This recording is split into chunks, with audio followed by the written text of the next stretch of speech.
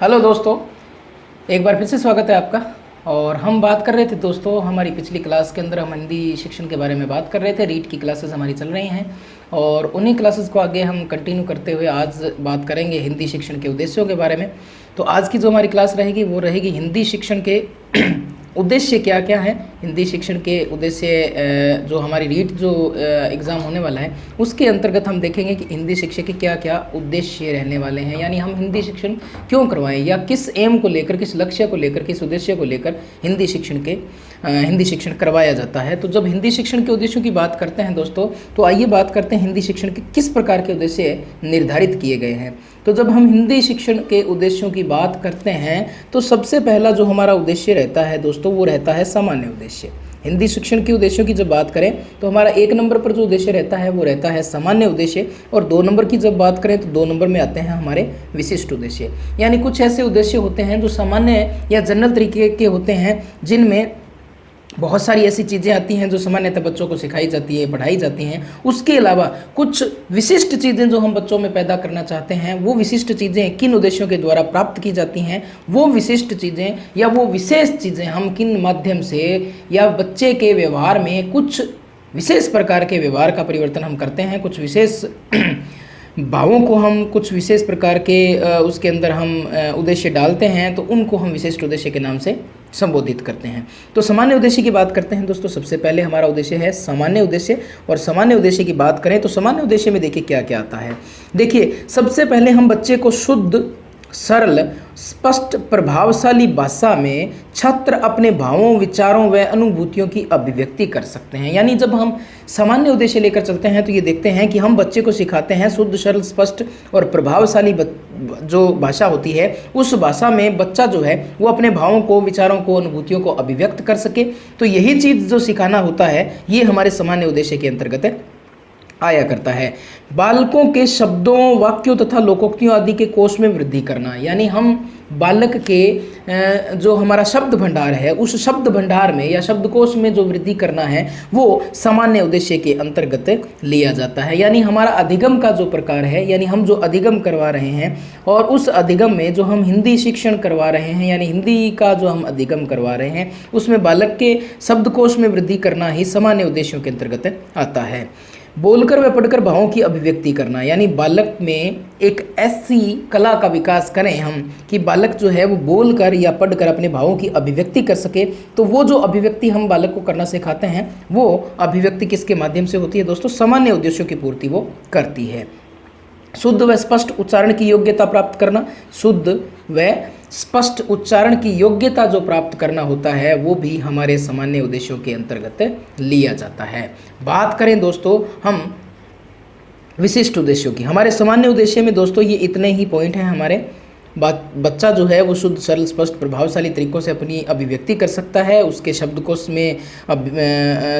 में वृद्धि होती है। बालक जो है वो बोलकर व पढ़कर भावों की अभिव्यक्ति कर सकता है, उसके साथ साथ में शुद्ध व स्पष्ट उच्चारण की योग्यता प्राप्त कराना जो है, ये सारे के सारे जो उद्देश्य होते हैं ये सामान्य उद्देश्य के अंतर्गत लिए जाते हैं। अब बात करते हैं हम विशिष्ट उद्देश्यों की। किनकी बात करेंगे दोस्तों? विशिष्ट उद्देश्यों की बात करेंगे। और विशिष्ट जो उद्देश्य है, विशिष्ट उद्देश्यों की जब हम बात करेंगे दोस्तों, तो विशिष्ट उद्देश्य जो है उन विशिष्ट उद्देश्यों में या उन विशिष्ट उद्देश्यों को भी आगे निम्न भागों में बांट दिया जाता है। यानी किन किन भागों में विशिष्ट उद्देश्य जो हैं उनको बांट दिया जाता है। तो सबसे पहला जो नंबर आता है वो आता है दोस्तों ज्ञानात्मक उद्देश्य। विशिष्ट उद्देश्य का ही एक बिंदु है जिसे हम ज्ञानात्मक उद्देश्य के अंतर्गत लेते हैं। यानी विशिष्ट उद्देश्य जो है हमारे उन विशिष्ट उद्देश्यों में संबंधित या विशिष्ट उद्देश्यों में एक उद्देश्य जो रहेगा वो रहेगा ज्ञानात्मक उद्देश्य। तो ज्ञानात्मक उद्देश्य के बारे में हम बात करते हैं कि ज्ञानात्मक उद्देश्य जो है वो क्या है।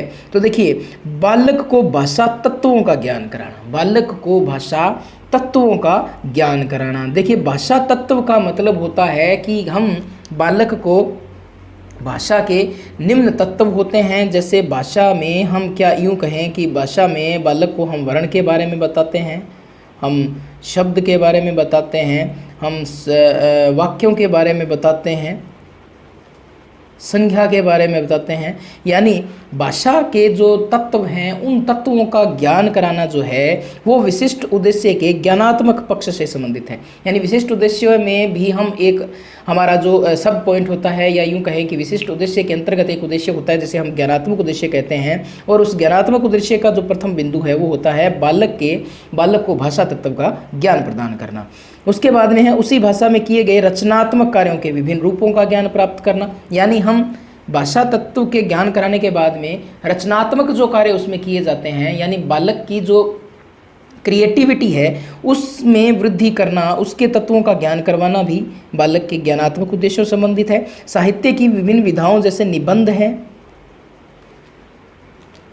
साहित्य की विभिन्न विधाओं जैसे बात करें निबंध, कहानी, उपन्यास, एकांकी का ज्ञान प्राप्त करना, यानी बालक को साहित्य का ज्ञान कराना। यानी साहित्य जो क्षेत्र है, देखिए सामान्य उद्देश्य जो है वो पढ़ना, लिखना, बोलना, शुद्ध उच्चारण करना, इनका हम सामान्य उद्देश्य के अंतर्गत लेते हैं। विशिष्ट उद्देश्य का एक पक्ष होता है ज्ञानात्मक उद्देश्य, यानी ज्ञान करवाना, यानी उसके ज्ञान में बढ़ोतरी करना। और उस ज्ञान की बढ़ोतरी में हम साहित्य की जो विभिन्न विधाएं हैं, जैसे हम बात करते हैं निबंध लिखने की कला है, कहानी लिखने की कला है, या उपन्यास लिखने की कला है, उनका ज्ञान प्रदान जो करना है वो ज्ञानात्मक पक्ष के अंतर्गत लिया जाता है। बालक ध्वनि, वर्ण, शब्द और वाक्य की पहचान कर सकेगा तथा इसके लघु उदाहरण भी प्रस्तुत कर सकेगा। यानी बालक को हम ध्वनि, वर्ण आदि में अंतर करना, पद, शब्द और वाक्य की पहचान करना, या उनमें अंतर करना और उनके उदाहरण स्पष्ट करना, या उनको किसी दूसरे को समझा पाना, इन चीज़ों का जो हम उसमें विकास करते हैं या उनको हम सिखाने का प्रयास करते हैं, ये ज्ञानात्मक उद्देश्य से संबंधित बात होती है। उसके बाद बात करें हम वाक्य रचना की। वाक्य रचना में अंतर स्पष्ट करना, वर्गीकरण भी कर सकेगा, साथ ही इसका प्रत्यास्मरण करके याद कर सकेगा, यानी इसको अपने मस्तिष्क में वो उसको याद कर सकता है, स्मरण कर सकता है उसको। तो ये जो चीज़ें होती हैं, वाक्य रचना किस प्रकार की होती है, वाक्य कितने प्रकार के होते हैं, किस किस प्रकार से उनको बांटा जाता है, और वाक्य रचना के अंदर अंतर क्या है, यानी कौन सा वाक्य किस प्रकार से बना हुआ है, उस वो का वाक्य कैसे स्पष्ट है, तो उस प्रकार का वर्गीकरण वो कर सकता है और इस प्रकार से वो उनको याद भी कर सकता है। तो ये होता है ज्ञानात्मक पक्ष। विशिष्ट उद्देश्य का एक पक्ष है ज्ञानात्मक पक्ष, जो ये होता है। बात करें हम दूसरे पक्ष की, तो वो आता है कौशलात्मक या अभिव्यक्ति परक उद्देश्य। कौशलात्मक या अभिव्यक्ति परक उद्देश्य, आइए बात करते हैं क्या है ये।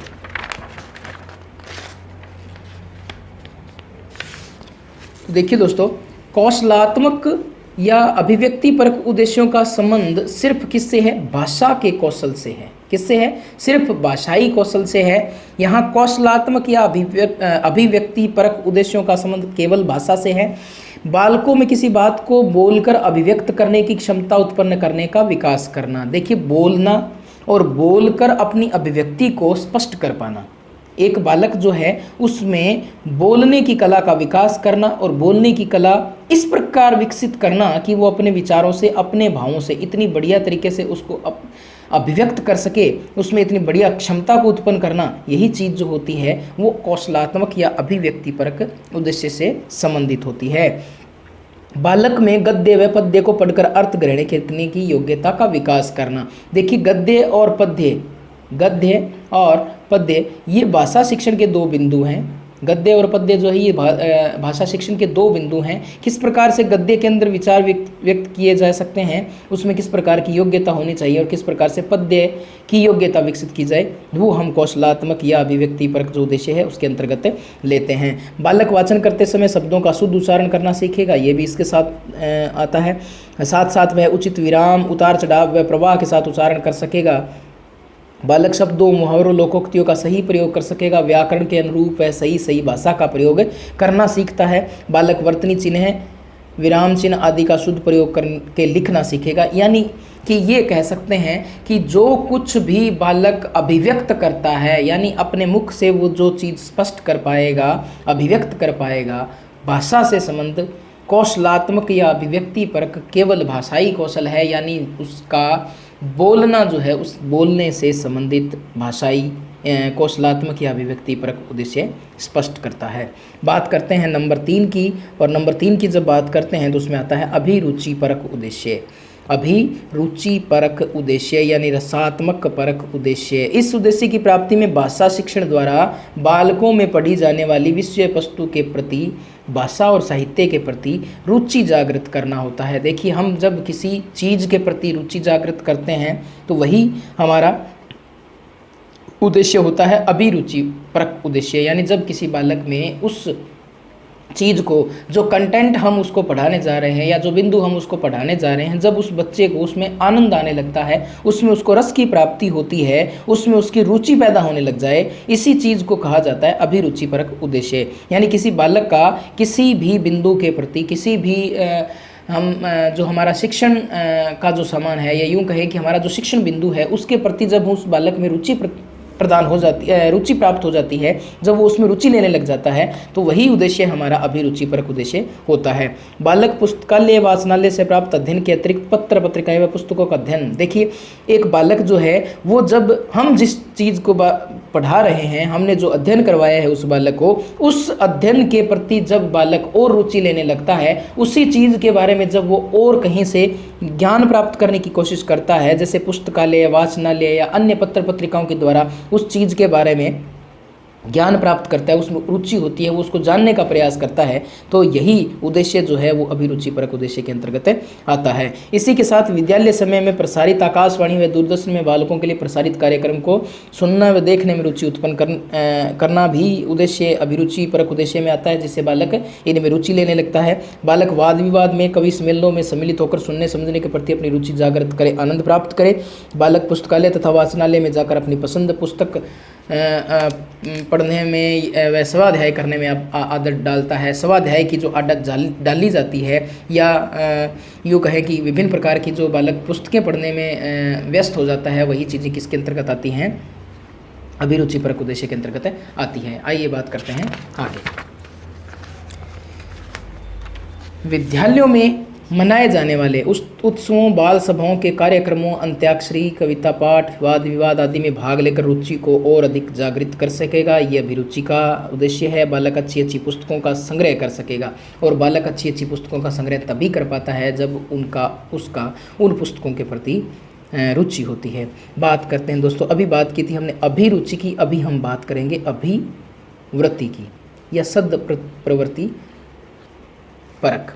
देखिए, अभी हमने बात की थी अभिरुचि की। देखिए, अभिरुचि का मतलब होता है किसी भी कंटेंट के प्रति बालक में रुचि जागृत करना, कि वो उसको पढ़े क्यों, यानी क्यों जो है वो अभिरुचि के अंतर्गत आता है। उसमें यानी उस कंटेंट के प्रति उस बालक के अंदर हमें इतना ज्ञान भर देना है, उसमें इतनी जिज्ञासा भर देनी है कि वो बालक जो है उस कंटेंट को पढ़ने में रुचि लेने लगे। तो ये तो हुआ अभिरुचि परक। अब बात करते हैं अभिवृत्ति। अभिवृत्ति परक उद्देश्य से तात्पर्य है इन उद्देश्यों से बालक में श्रद्धा व आस्था जागृत होती है। यानी हम किसी के प्रति रुचि पैदा करें। अब रुचि जब व्यक्ति लेने लगता है, बालक जब रुचि लेने लगता है, उन उद्देश्यों के प्रति बालक में श्रद्धा का भाव भी पैदा होने लगता है। यानी किसी भी व्यक्ति के प्रति या किसी भी कंटेंट के प्रति या किसी भी चरित्र के प्रति जब बालक के अंदर आस्था या श्रद्धा प्रकट होती है, तो उसे हम अभिवृत्ति कहते हैं। आपस में प्रेम, सहनशीलता का विकास होता है, साथ ही बालक संवेदनशील बनता है तथा सहृदय उत्पन्न होने से सदचरित्रवान भी बनता है। देखिए, जब किसी के प्रति रुचि जागृत होती है, तो रुचि जागृत होने के बाद में वो उस व्यक्ति के प्रति अभिवृत्ति भी रखने लगता है, यानी उसमें आस्था भी उसमें प्रकट हो जाती है। जब बालक में आस्था व श्रद्धा, प्रेम, सहिष्णुता का विकास होगा, तो उसमें अपेक्षित व्यवहारगत परिवर्तन इस प्रकार होंगे। बालक अपने बड़ों के प्रति श्रद्धा प्रकट कर सकेगा, बड़ों के प्रति आस्था भाव रखेगा, बालक सद्वृत्तियों से सद्विचार प्रस्तुत कर सकेगा, देश की संस्कृति में तथा सामाजिक मान्यताओं के प्रति उसमें आस्था होगी, सत्य व असत्य के प्रति उचित दृष्टिकोण बना सकेगा। यानी जब किसी में रुचि पैदा होती है, तो उसको जानने के बाद में यदि वो कंटेंट उसको अच्छा लगता है, तो उसके प्रति उसमें आस्था भी आती है। जैसे रामायण से यूँ कहें कि हमने किसी बालक को रामायण पढ़ाई, उसमें रुचि जागृत हुई, तो उसने रामायण से ही को रिलेटेड कुछ चीज़ें जैसे महाभारत है या गीता जैसी कोई चीज़ें पढ़ना प्रारंभ किया।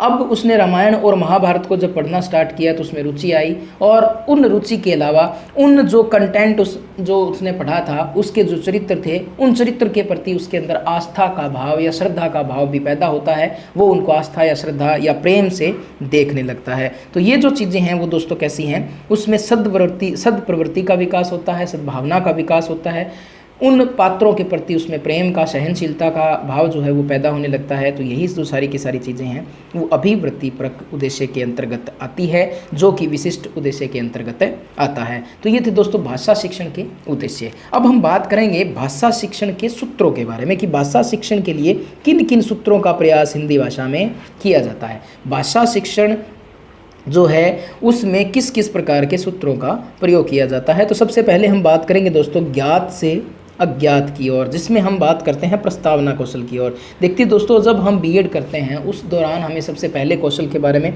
यानी प्रस्तावना कौशल के बारे में बताया जाता है। प्रस्तावना कौशल के अंदर हम किसी भी बालक को पढ़ाए जाने वाले बिंदु के ऊपर उसके पूर्व ज्ञान के ऊपर आधारित प्रश्न करते हुए लेकर आते हैं, यानी ऐसा ज्ञान जो उसको पूर्व में था और उस ज्ञान का प्रयोग करते हुए आज हम जिस बिंदु को पढ़ाने जा रहे हैं उससे रिलेटेड उसको उस बिंदु पर लेकर आते हैं। यानी ऐसी चीज़ जो उसको ज्ञात थी और ऐसी चीज़ जो उसको ज्ञात नहीं है जिसका ज्ञान हमें आज करवाना है, उस अज्ञात की ओर लेकर आना ही ज्ञात से अज्ञात की ओर होता है, जिसे हम प्रस्तावना कौशल से संबोधित करते हैं। तो ये भाषा शिक्षण का सूत्र है, सरल से जटिल की ओर, निम्न कक्षा से उच्च कक्षा की ओर। देखिए हम उच्च कक्षा से निम्न की ओर नहीं आते हैं, सरल से हम जटिल की ओर बढ़ते हैं। छोटी क्लासेस में हम बच्चे को वर्ण का ज्ञान कराते हैं, ध्वनि का ज्ञान कराते हैं, धीरे धीरे उसको शब्दों का ज्ञान करवाते हैं, उसके बाद में वाक्य का ज्ञान करवाते हैं, उसके बाद में भाषा जो है उस भाषा के बहुत सारे और तत्वों का ज्ञान करवाते हैं। यानी बहुत बड़ा बिंदु हमारा भाषा जो है उसका ज्ञान हम बाद में करवाते हैं।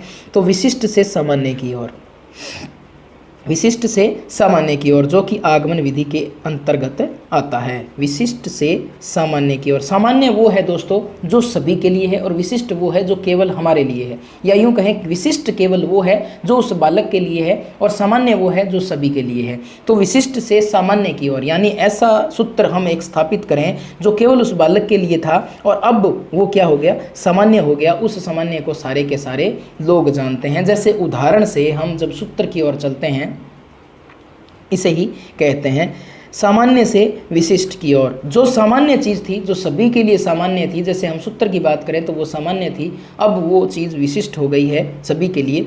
स्थूल से सूक्ष्म की ओर, यानी हम एक बहुत बड़े का ज्ञान करवाकर और उसके अलग अलग बिंदुओं का ज्ञान करवाते हैं। जैसे मैंने आप लोगों को संज्ञा के बारे में हम किसी बालक को बताते हैं, संज्ञा के बारे में बताने के बाद में हम उसके पॉइंट बताते हैं कि ये जातिवाचक है, ये व्यक्तिवाचक है, ये भाववाचक है, उसके बाद में हम उसके उदाहरण देकर उनको समझाते हैं। उस प्रकार का जो ये हमारा रहता है स्थूल से सूक्ष्म की ओर, यानी पहले स्थूल का ज्ञान यानी संपूर्ण का ज्ञान करवा दिया जाता है और उसके बाद में उसके टुकड़े करके सूक्ष्म का ज्ञान या छोटे छोटे टुकड़ों में उसको बांटकर उसका ज्ञान करवाया जाता है।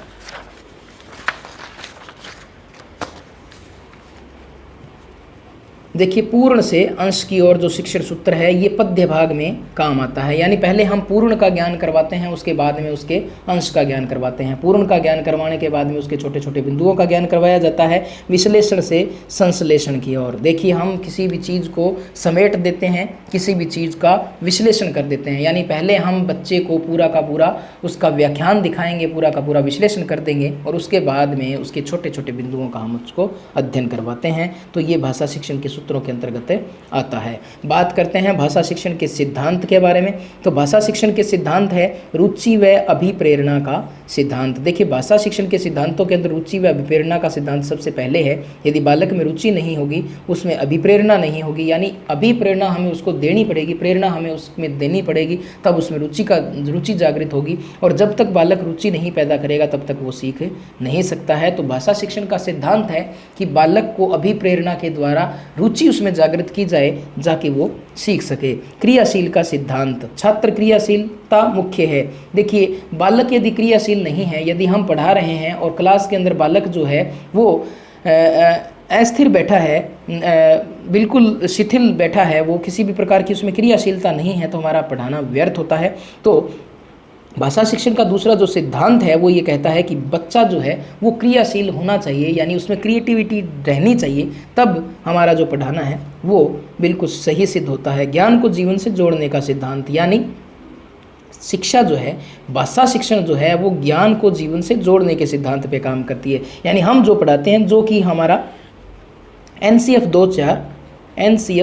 2005 यानी NCF 2005 जो कहता है कि बाहरी ज्ञान या आंतरिक ज्ञान जो है उसको जीवन से जोड़ना ही शिक्षण है। यानी भाषा शिक्षण है या जो शिक्षण है हमारा, वो ज्ञान को जीवन से जोड़ना ही है। ये हमारा NCF 2005 भी कहता है। तो ज्ञान को जीवन से जोड़ने का सिद्धांत जो है वो भाषा शिक्षण का प्रमुख सिद्धांत है। सामान्य बोलचाल का, यानी बालक जो है वो मातृभाषा में या सामान्य बोलचाल की भाषा में हम उसको सिखाएं या समझाएं तो वो जल्दी सीख जाता है। ये बिंदु भी हमारी NCF का ही एक बिंदु है। NCF 2005 का हमारा बिंदु है सामान्य बोलचाल का सिद्धांत, या यूँ कहें कि नर्सरी या उच्च प्राथमिक कक्षाओं तक जो मातृभाषा है, मातृभाषा जो है उसमें सिखाने का जो हमारा सिद्धांत है वो NCF 2005 से लिया गया है। व्यक्तिक भिन्नता का सिद्धांत, यानी कैसा बालक है उस बालक के अकॉर्डिंग, उस बालक के अनुसार ही उसको शिक्षण दिया जाना चाहिए। ये व्यक्तिगत भिन्नता का सिद्धांत है। देखिए इसमें बुद्धि का अलग अलग बुद्धि लब्धि के बालक आते हैं। हमारे पास में 90 बुद्धि लब्धि वाला भी आ सकता है, आपके पास में 25 बुद्धि लब्धि वाला भी आ सकता है, आपके पास में 150 वाला भी है, आपके पास में 60 वाला भी है। यानी इस प्रकार से ये बुद्धि लब्धि का जो प्रकार रहता है, उस बुद्धि लब्धि के अकॉर्डिंग हमें शिक्षण करवाना होता है, भाषा शिक्षण करवाना होता है। तो इसे व्यक्तिगत भिन्नता का सिद्धांत कहा जाता है। अभ्यास का सिद्धांत, अब देखिए व्यक्तिगत भिन्नता, सामान्य बोलचाल, स्वाभाविकता का सिद्धांत, ज्ञान को जीवन से जोड़ने का सिद्धांत, इन सिद्धांत के अलावा अंतिम जो सिद्धांत रहता है वो होता है अभ्यास का सिद्धांत।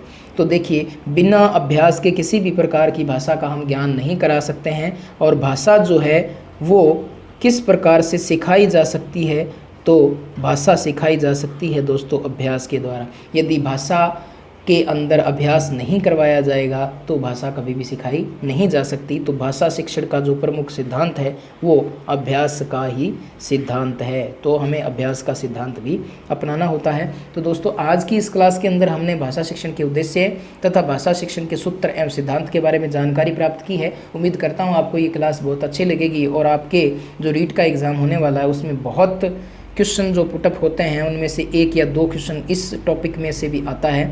तो आपके आसानी से ये जो 1 या 2 प्रश्न जो हैं वो आसानी से आप उसको कर पाएंगे। तो इतना मैटर मैंने आप लोगों को प्रोवाइड कराने की कोशिश की है। तो आज के लिए दोस्तों इस क्लास में इतना ही है।